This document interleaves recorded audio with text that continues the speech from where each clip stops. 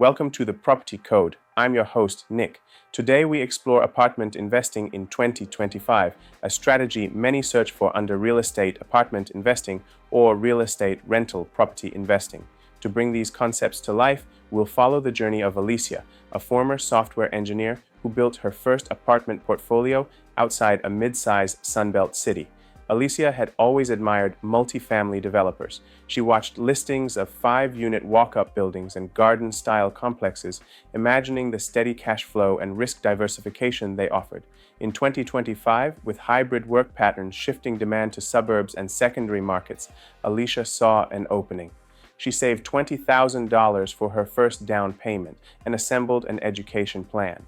She read 3 foundational books on multifamily underwriting, attended virtual seminars on proptech tools for tenant management, and mastered a simple Pro-Forma model projecting rents, expenses, and financing costs. Her ideal target was a garden-style complex with 8 units built in 1995.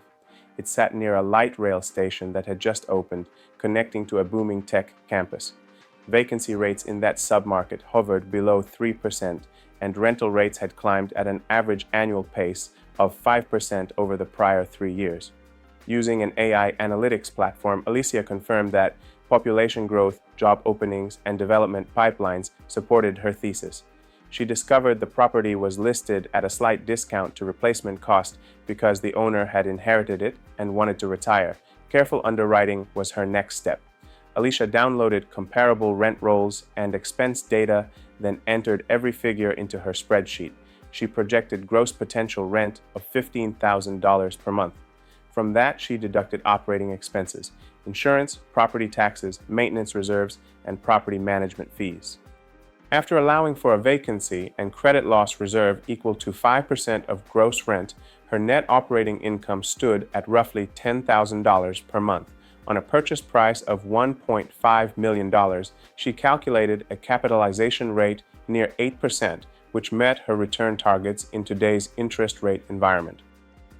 Financing in 2025 presented both challenges and opportunities. Conventional lenders required 25% down for investment properties, so with her $20,000 savings, Alysia needed to explore creative options. She partnered with a mentor who introduced her to a small private lender offering low doc financing at 70% loan to value.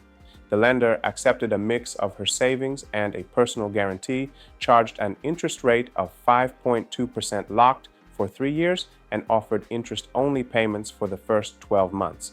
This structure conserved cash flow while Alysia implemented value-add initiatives. Once her offer was accepted, Alysia moved quickly.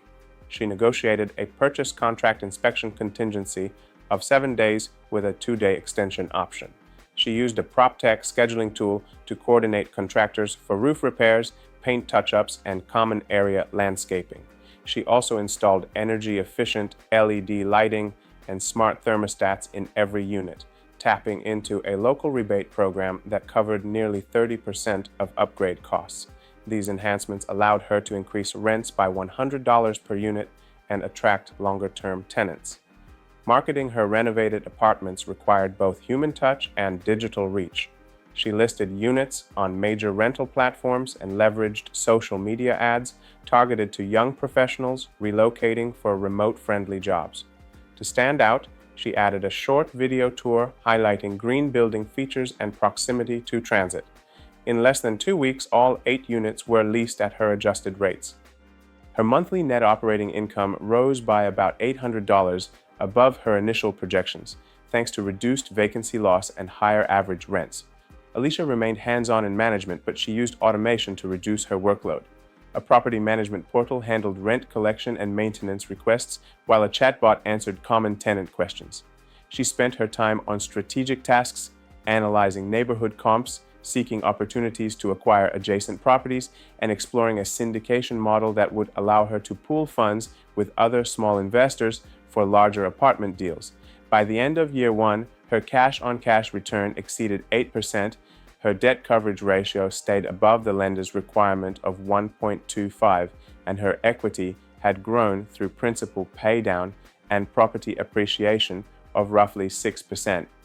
Encouraged by these results, Alysia began conversations with local brokers about 5 to 10 unit buildings in the same corridor where light rail expansion, corporate relocations, and new grocery-anchored retail centers promised continued rent growth. Apartment investing in 2025 demands careful market selection, disciplined underwriting, and creative financing. It also requires embracing technology, from AI analytics for site selection to proptech for tenant relations, and tapping into sustainability incentives that reduce upgrade costs and attract eco-minded renters. Most importantly, success hinges on building genuine relationships with lenders, contractors, and community stakeholders so that your properties serve both financial goals and neighborhood needs. If you're ready to start your own apartment journey, begin by defining your return targets and risk tolerance, study local submarkets with high demand growth, master a simple pro-forma model, explore lending options that fit your capital structure, and leverage technology to optimize operations. With the right blend of vision, data, and execution, apartment investing can deliver steady cash flow, equity growth, and a path to long-term wealth in our rapidly evolving market. Thank you for listening to The Property Code.